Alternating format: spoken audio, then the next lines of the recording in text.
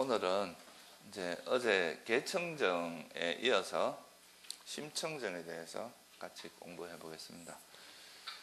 어제 말씀드렸듯이 이제 계청정은 이제 언행을 청정히 하는 거다, 이렇게 이제 한마디로 말할 수가 있겠죠. 우리 말을 청정히 하고 또 행동을 청정히 하고 생계를 청정히 하는 것, 요 세 가지가 팔정도에도 바른 말, 바른 행위, 바른 생계, 이렇게 요 세 가지가 이제 들어가 있습니다. 저는 사실 처음에 이제 이 팔정도에 대해서 관심을 가지고 공부를 할 때 이 팔정도에 왜, 그러니까 이런 좀 어떻게 보면 약간 허접하다고도 생각할 수 있는 바른 말이나 바른 행동, 바른 생계라는, 특히 바른 생계라는 게 왜 들어가 있을까, 이렇게 생각을 했는데 막상 이래 살아보면 사실 이 생계를 청정히 한다는 게 생각만큼 쉽지는 않습니다. 그래서 그 세 가지를 잘 하면은 일단 우리 삶의 생활이 좀 이제 청정해지는 그런 게 있겠죠, 그죠?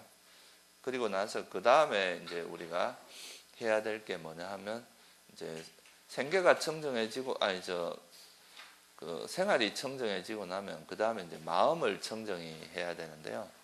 이 마음 심청정이 불교에서는 이제 삼매를 닦는 걸 이야기합니다.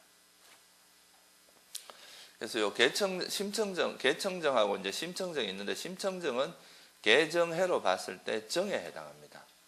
우리가 선정이, 삼매 또는 선정이라고 하는 그 정에 해당하고, 이 정을 닦는 수행을 사마타 수행이라고 이제 우리가 보통 이야기를 하죠.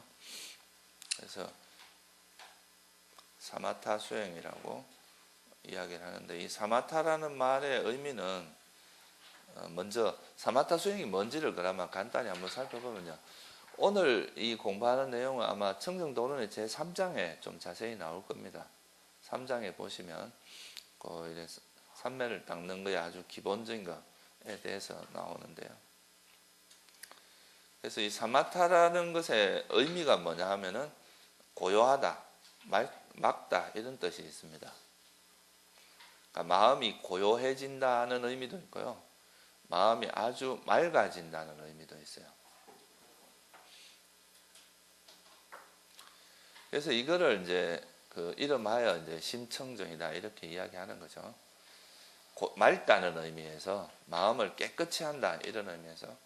이걸 중국에서는 뭐로 주로 번역을 했느냐면 정으로 번역을 정이나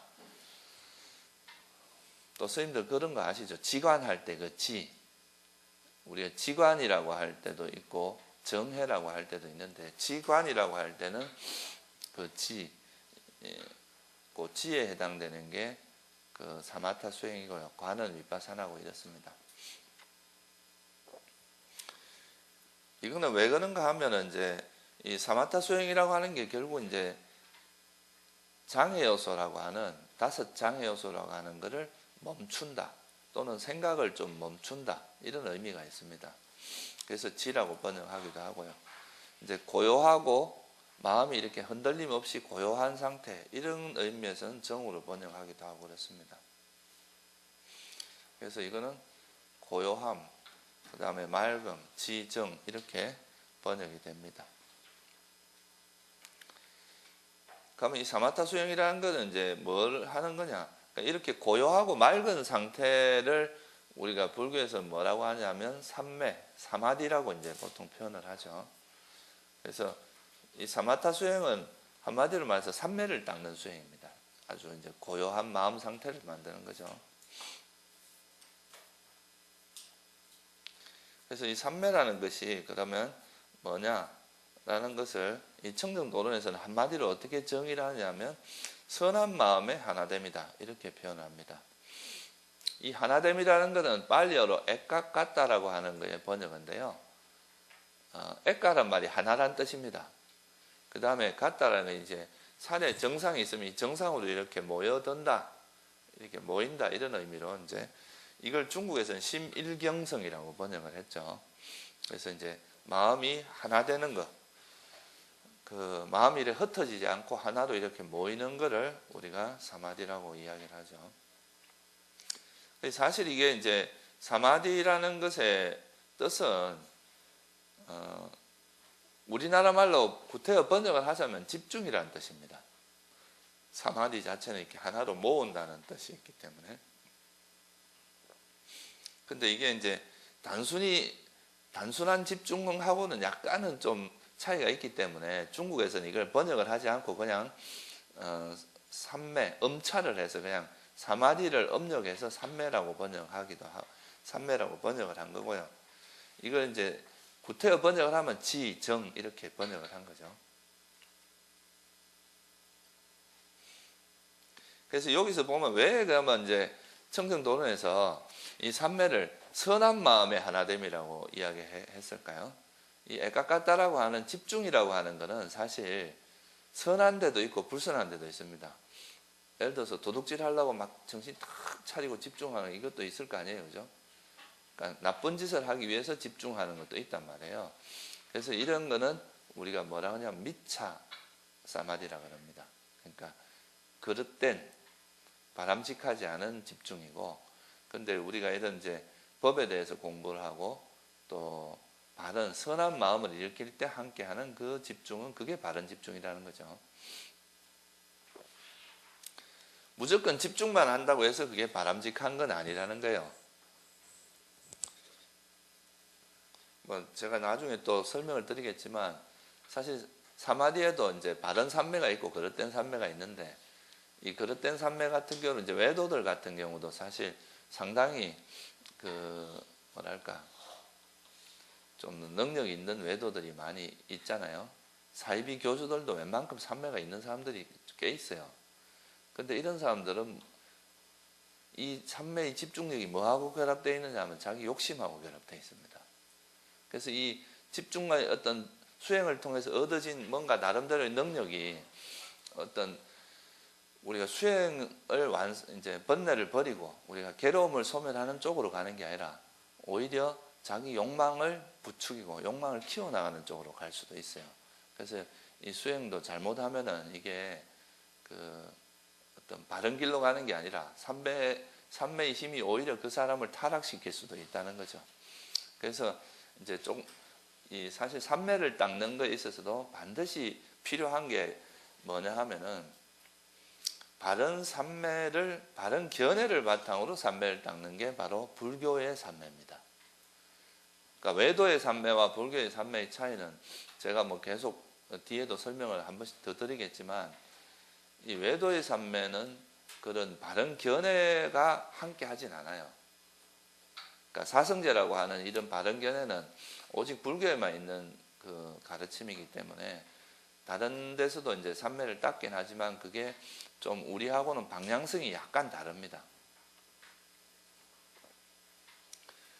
우리가 돈을 벌 때도 이 돈을 벌어서 뭘 하고자 하느냐에 따라서 나중에 돈을 벌고 나서 하는 행동이 다 달라질 거잖아요, 그죠? 뭐 예를 들어서 돈을 벌어서 나는 정말 열심히 벌어서 그걸 세상을 위해서 크게 기부를 하겠다 이렇게 생각을 하고 버는 사람도 있을 거고, 또 어떤 사람은 내가 벌어서 신나게 한번 폼나게 한번 살아보겠다 이렇게 해서 또 버는 사람도 있을 거예요, 그죠? 그러니까 그 똑같은 돈을 벌었다 해도 그걸 어떻게 버느냐의 그 방법이나 그 목적이 다르다는 거죠. 근데 불교에서는 이 삼매를 닦는 목적은 명확합니다. 괴로움의 소멸을 위해서 닦는 거예요. 단순히 신통을 위해서 또는 뭐 어떤 능력을 배양하기 위해서 닦는 게 아니라 이거는 괴로움을 소멸하기 위해서 괴로움을 닦는다는 것, 그게 이제 명확한 기준입니다. 그래서 사마타 수행이라는 것은 이제 삼매를 닦는 게 사마타 수행인데, 거기 한마디 꼭 덧붙여야 될 말이 뭐냐 하면 바른 견해를 바탕으로 삼매를 닦는 거다 이렇게 말해야 정확하다고 저는 생각을 해요. 이 바른 견해 없이 이제 삼매를 닦다 보면, 제가 이제 이래저래 수행센터를 다니면서 이제 수행하는 사람들을 많이 봤는데, 특히 이제 뭐 미얀마 같은데 이제 처음 와서 이렇게 다른 스님들 같이 이렇게 뭐 이런 강원 생활 이런 걸 통해서 좀 다듬어지거나 이런 것도 없이 이제 미얀마에 갑자기 와서 거기서 수행을 해서 수행의 결과가 좀 좋으면요, 전부 다 목에 기부스가 들어갑니다. 이게 뭐 이제 나중에 스님이고 뭐고 다 무시하고 자기들이 최고 잘났다 그러고. 그러니까 그게 어떤 나름대로 집중력은 좀 생겼지만 그 집중력이라는 것이 중요한 게 아니거든요. 집중력 좋은 사람은 세속에도 되게 많습니다. 사실 이게 스님들이 뭐 다 아는 뉴턴이라는 사람은요, 집중력이 얼마나 좋았냐면 뭘 연구하다가 이게 계란을 삶는다는 게 자기 시계를 삶은 사람이에요. 그 정도로 자기 어떤 하나의 주제에 몰두를 하면 그 시간 가는지도 모르고 그랬던 사람들이 되게 많거든요. 뭐 수학과에 다니는 내 후배들 중에서도 뭐 문제 하나 풀면, 문제 하나를 들면 일주일 동안 그 생각만 하는 사람도 있어요. 잘 때도 그 문제 푼다 그래요. 그런 사람들이 그 문제 하나 풀면 그 희열이 한 3시간 간다 그러거든요. 선생님도 그런 경험해 봤어요. 그 정도로 강한 집중력을 갖고 있어요. 근데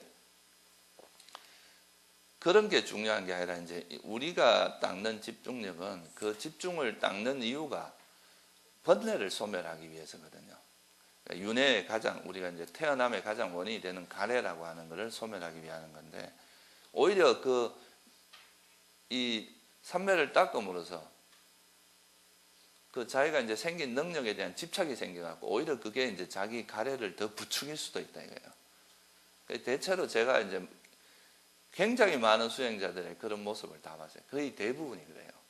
이게 바른 견해가 갖추어지지 않고, 그리고 적어도 이제 자기가 자기 마음을 좀 관찰하는 힘이 없으면은, 내가 지금 이게 삼매를 얻었는데 이게 지금 내가 뭘 하고 있는지, 내가 또 이게 자만에 빠진 건지 이런 걸 관찰할 수 있어야 되거든요. 근데 그런 걸 모르면 대부분 그런 자만에 빠지고 상만도 빠집니다. 그게 수행이 잘 되는 것 같지만, 외형적으로 보면 되게 잘 되는 것 같지만 실제로 보면 그 사람 다 베리 놓는 거예요. 나중에 되면 그거는 누가 이제 뭐 조언을 해줘도 나도 이미 선정을 뭐 웬만큼 이렇게 삼매력이 있는 사람인데 뭐 나한테 잔소리하냐 이래 돼버립니다. 말도 듣지도 않아요. 잘 자기 혼자 거의 자기 세계에서 자기만의 도인이 돼가지고 살아가다가 그냥 일생을 정말 의미 없이 보내고 그래 되는 경우가 많거든요. 그래서 이게 바른 견해라고 하는 게 굉장히 중요합니다. 그러니까 이 사마타가 원래 이제 불교에서 선정이라고 하는 거는 스님들이 자세히 보시면 팔정도에서 어디에 나옵니까? 8가지 요소 중에 제일 나중에 나오죠. 그죠? 정견, 정사유, 정어, 정업, 정명, 그 다음에 정정진, 정념, 정정이잖아요. 그래서 뒤에 경전에 보면 이런 말이 나옵니다. 필수품경이라는 경이 있어요. 이 바른 삼매는 앞에 7가지 요소를 필수품으로 가져야 된다 그랬어요. 그게 바로 이제 바른 삼매의 정입니다.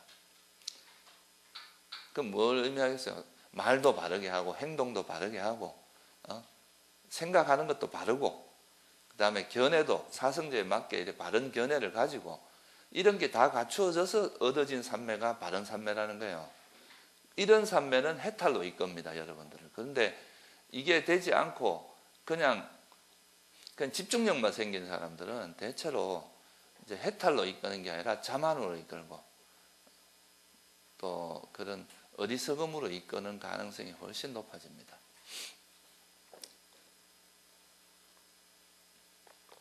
그래서 바른 삼매는 반드시 바른 견해를 바탕으로 해야 된다는 거. 그래서 이제 이 선한 마음의 하나됨을 이제 삼매라고 정의를 한 겁니다. 그리고 이 삼매는 5가지 장애 요소가 이제 삼매를 가장 많이 방해하는 요소가 뭐냐면 5가지 장애 요소라는 게 있어요. 이건 좀 이따 설명을 드릴게요.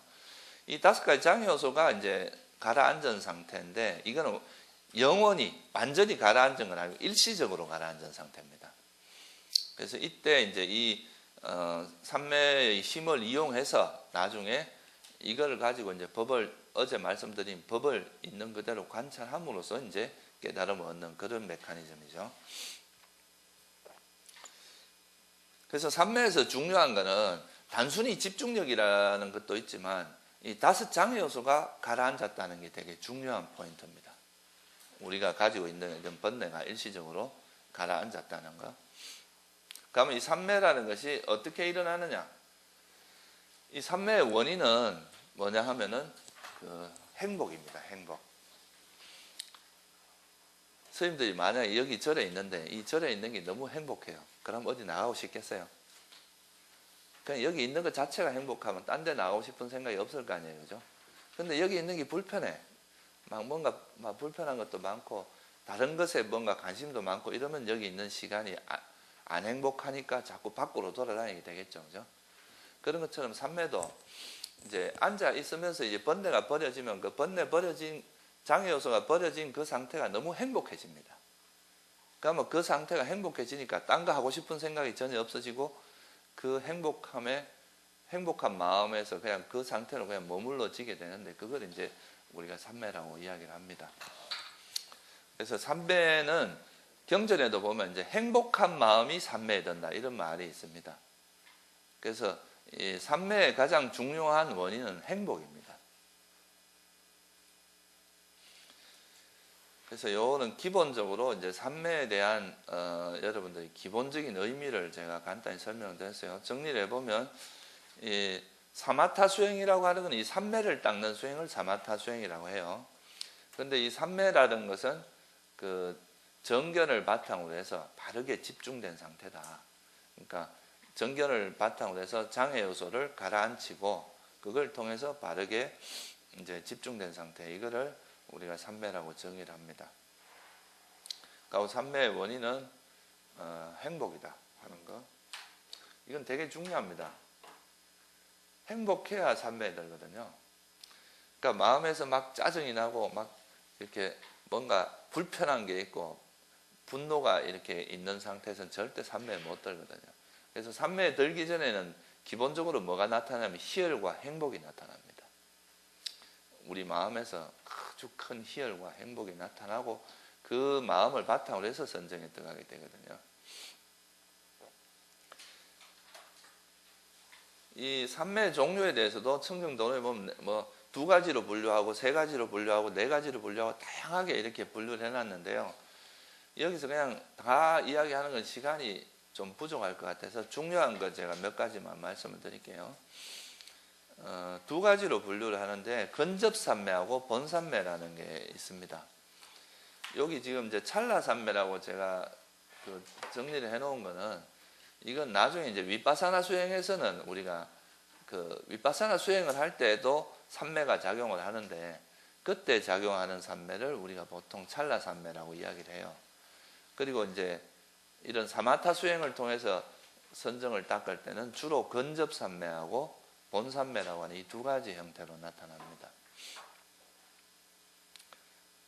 그러니까 찰나삼매는 어떤 법을 이렇게 우리가 이것 탐욕이 일어나는 것, 성냄이 일어나는 것, 우리 마음에서 일어나는 걸 그냥 있는 그대로 착 관찰할 때 그 순간순간 집중이 되잖아요. 그죠? 그 일어나는 법 자체에 순간순간 집중이 되는 그런 걸 우리가 찰나삼매라고 하고요. 그 본삼매는 이 찰나삼매하고 다른 게 뭐냐 하면 본삼매 같은 경우는요. 그 삼매에 들면은 5 감각 대상이 더 이상 인식이 안 됩니다. 그 무슨 말인지 아시겠죠? 듣고 보고 듣고 이런 게 없어지고 그냥 그 어떤 우리가 집중하는 그 대상에 몰두된 그 상태에 된단 말이에요. 우리가 보통 그런 말 있잖아요. 뭐 어디에 집중이 되면 누가 옆에서 불러도 잘 모를 정도로 이제 그런 상태로 되는 게 본삼매입니다. 그 열반경에 보면 부처님 같은 경우는 이런 삼매에 들었을 때 천둥 번개가 쳐도 몰랐다 그래요. 그러니까 어느 정도 강력한 삼매인지 아시겠죠? 근데 물론 이 정도 되는 경우는 되게 드뭅니다. 부처님은 아예 번뇌를 그 아라한들 같은 경우는 번뇌를 일시적으로 가라앉힌 게 아니라 이미 번뇌가 다 소멸된 상태잖아요. 그러니까 이런 분들은 삼매에 들려면 너무 쉽습니다. 이미 번뇌가 없기 때문에 원하면 언제라도 들 수 있는데 이제 일반 범부들은 그 어떤 집중된 힘을 가지고 이게 번뇌가 일시적으로 이렇게 눌러야 되는 거라서 그게 이제 그 수행의 정도에 따라서 그 삼매의 깊이도 달라요. 어떤 사람은 굉장히 깊은 삼매에 드는가 하면 어떤 사람은 그냥 좀 그렇게 오래 가지 않는 거죠. 그 집중 상태가. 그래서 본삼매는 특징이 뭐냐 하면 완전히 몰입된 삼매입니다. 완전히 그러니까 그게 몰두돼 가지고 그 산매에 들어있는 동안에는 어떤 것도 인식이 불가능해요.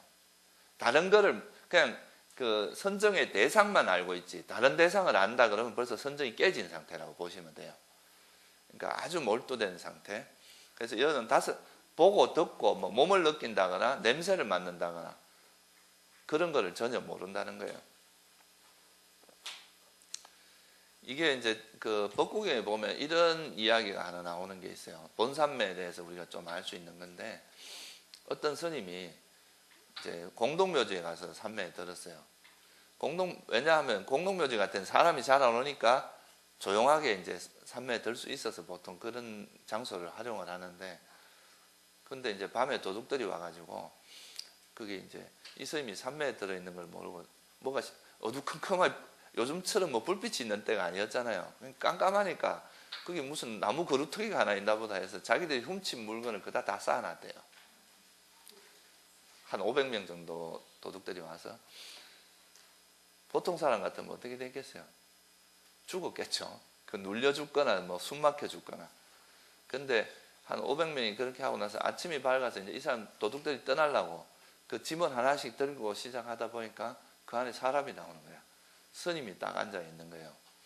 그때 마침 이제 이 스님도 깨어날 시간이 된 거예요. 이제 이 정도 산매력이 깊은 사람은 들어가기 전에 내가 몇 시간 후에 깨어나겠다 이렇게 결심을 하고 들어가거든요. 딱 깨어났는데 갑자기 이제 도둑들이 놀래 자빠지겠죠, 그죠? 갑자기 뭐 나mun 줄 알았던데 사람이 때우니까 막 다 도망가니까 이 스님이 불러갖고 도망가지 말고 와라. 어떻게 된 거냐 이렇게 해서 이 스님이 그때 이제 이런 법문을 해가지고 그 사람들이 다 출가를 합니다. 500명에 그런 이야기가 나와요. 그만큼 이제 이 본산매에 들어가면은 그 외부의 그 산매에 들어가면은 그런 외부에서 그런 오는 뭐 경계라든가 이런 걸 전혀 인식을 못합니다. 근데 이건 아까도 말했지만 그 수행 수준에 따라서 차이가 많습니다.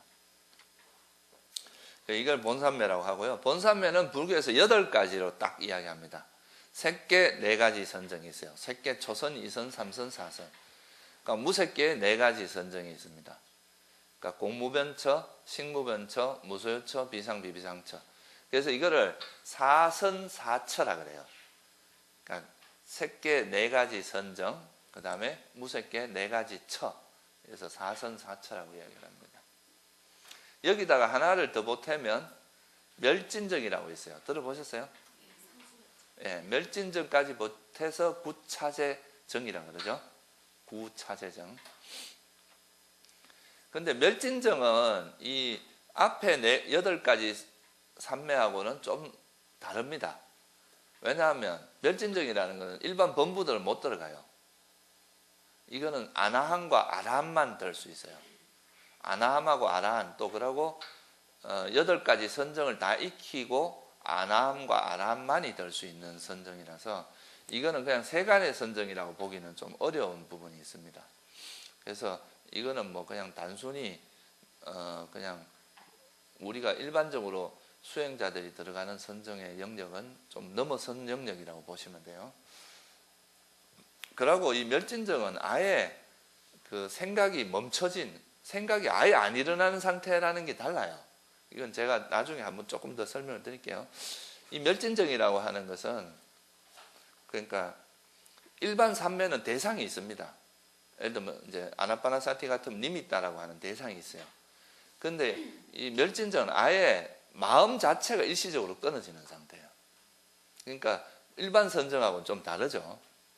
그래서 어쨌든 우리가 보통 일반적으로 바른 산매라고 하는 것은 색계 4가지 선정을 이야기합니다. 경전상으로는. 근데 여기다가 뭐 더 추가한다면 무색계 4처까지 포함을 하기도 해요. 청정도론에서는 이 4처도 포함해서 바른 산매라고 하고요. 또 청정도론에서 여기서 한 걸음 더 나아가서 건접산매까지도 바른 산매에 포함합니다. 근데 일반적으로 이제 우리가 니까야를 보면은 니까야에서는 거의 이제 바른 산매를 가지고 이야기할 때는 주로 색계 4가지 선정을 주로 이야기합니다. 그리고 본산매, 이거를 이제 본산매. 여기서 본이라는 말은 완전히 그 몰입된 산매라는 뜻이에요. 이걸 왜 이제 이걸로 이 본이라고 번역을 했는지 저는 정확히 잘 모르겠는데, 영어에서는 absorption이라고 번역을 하거든요. 완전히 이렇게 그게 빠져들었다, 몰입산매다, 이렇게 보면 되고요. 근접산매는 몰입산매에 들기 직전의 단계를 보통 근접산매라고 합니다. 조금만 더 가면 이제 몰입산매에 들어가는 단계, 본산매에 들어가는데 그 직전, 또는 몰입산매에서 나온 상태를 또 근접산매라고 할 수도 있어요. 그러니까 산매에 들었다가 나온 그 직전의 상태도 근접산매라고 할 수 있고, 산매에 들기 직전, 그때도 근접산매라고 할 수 있습니다. 그래서 이 두 가지는 이제 반드시 사마타 수행을 해야 갈 수 있는 곳이고요. 이렇게 이룰 수 있는 경지고, 보통 위파사나 수행을 통해서 얻어지는 건 찰나산매 정도입니다. 그래서 산매는 크게 두 가지가 있다고 이제 보시면 될 것 같아요. 이거 외에도 뭐 세간의 선정, 출세간의 선정, 이렇게 이야기하기도 해요. 세간의 선정, 우리가 지금 공부하는 건 주로 세간의 선정입니다. 출세간 같은 경우는 성자들이 드는 산매이기 때문에 여기서 지금은 제가 뭐 구태여 여기서 설명할 필요가 없지 않나 싶어요. 그리고 또 이거는 또 다른 부가적인 것들이 많이 필요하기 때문에 이번에는 그냥 그 세간의 산매에 좀 초점을 맞춰서 말씀을 드릴게요. 그러면 이제 이런 산매를 어떻게 닦느냐, 산매를 실제로 이제 닦는 방법에 대해서 좀 구체적으로 나와 있는데요. 처음에 이제 이 7단계로 청정도론에서 설명을 하고 있어요. 첫 번째, 장애를 제거해라. 이때 장애는 이제 마음의 장애라기보다 좀 주변을 정리하라는 뜻이에요. 예를 들어 이건 그 스님들이 아마 읽어보면 다 알 수 있는 내용들이라서 간단히만 설명을 할게요. 예를 들어서 우리가 집이 있는데 스님들이 이제 머무는 수행장, 예를 들면 토굴 같은 데 산다고 치면 그 토굴이 되게 잘 지어져 있으면 이제 잘못하면 이 절에 대한 애착이 생겨가지고 그거 관리하느라고 수행을 안 할 수 있다 이래요. 그래서 이런 경우는 이제 좀 문제가 되고, 또 신도하고 너무 친해갖고 신도하고 가족처럼 지내다 보면 그것도 이제 수행을 못하는 요인이 돼. 이런 게 다 장애 요소라는 거죠. 그리고 예를 들어서 그 절에 있으면 돈이 많이 들어와요. 그러면 어떻게 되겠어요? 뭔가 필수품이 많이 들어와. 그러면 그런 게 또 수행에, 그 필수품에 너무 많이 들어오다 보면 그걸 수용하는데 재미를 들여서 수행을 못할 수도 있잖아요. 그런 거. 또 너무 대중이 많은 곳에서 살다 보면 이거 법문해 주세요, 이것도 가르쳐 주세요, 이런 게 많아서 그럴 수도 있다.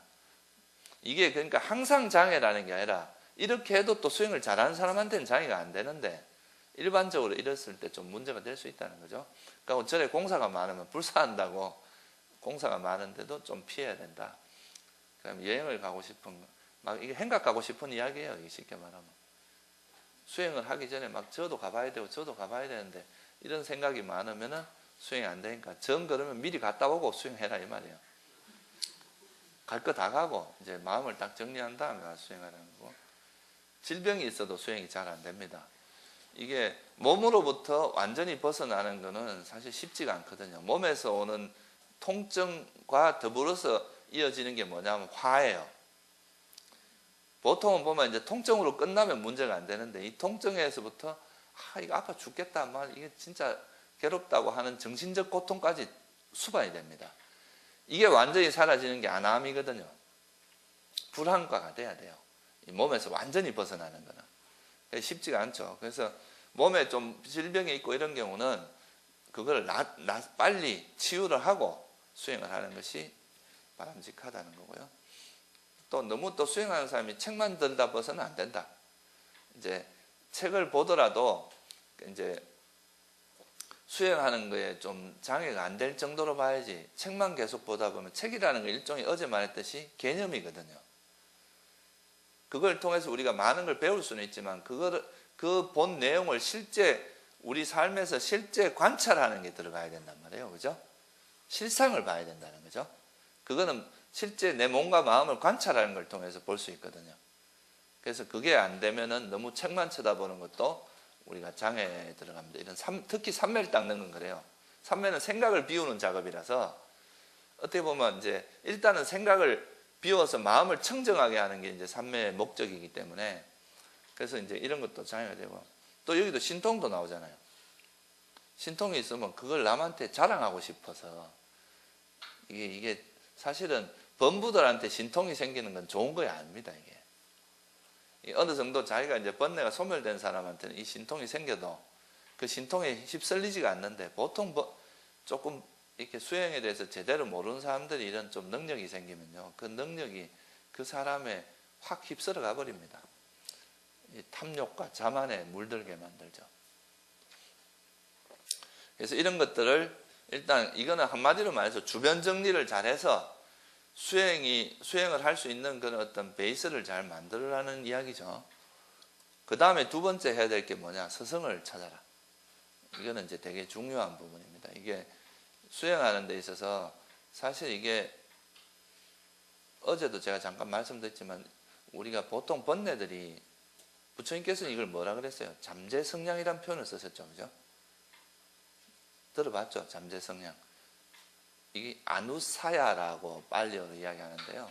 아누란 말이 무슨 말이냐면, 영어로 말하면 언더라잉입니다.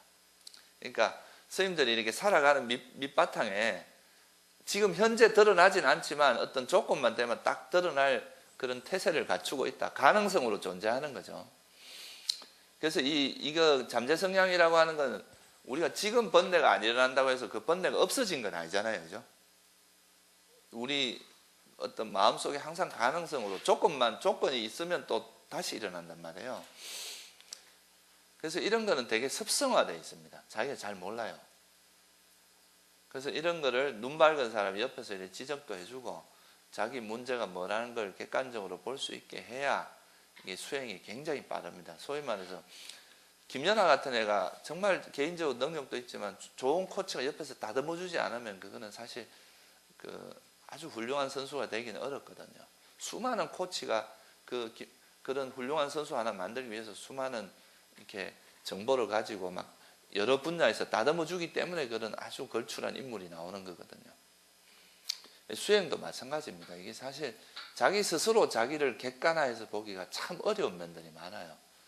그래서 이제 그리고 또 수행을 하다 보면 이 수행을 하는 과정에서 오는 여러 가지 뭐 장애라든가 함정 같은 게 굉장히 많은데, 그런 거를 옆에서 좀 이렇게 계속 지적해주고 이끌어줄 수 있는 스승이 필요하다는 거죠. 그래서 이 스승을 찾는 것이 이제 아주 중요합니다. 부처님께서도 안한존자가 이렇게 물었죠. 스님, 스승, 부처님이시여, 내가 수행을 해보니까 이 도반이 정말 중요한 것 같습니다. 도반이 수행의 한 반은 되는 것 같습니다. 이러니까 부처님께서 뭐라 그러셨어요? 전부 다 그랬어요. 이 경 이름이 절반경입니다. 이 경전 이름이 절반경이에요. 안한존자가 절반이라 그러니까 절반이 아니고 전부라고 한 거죠.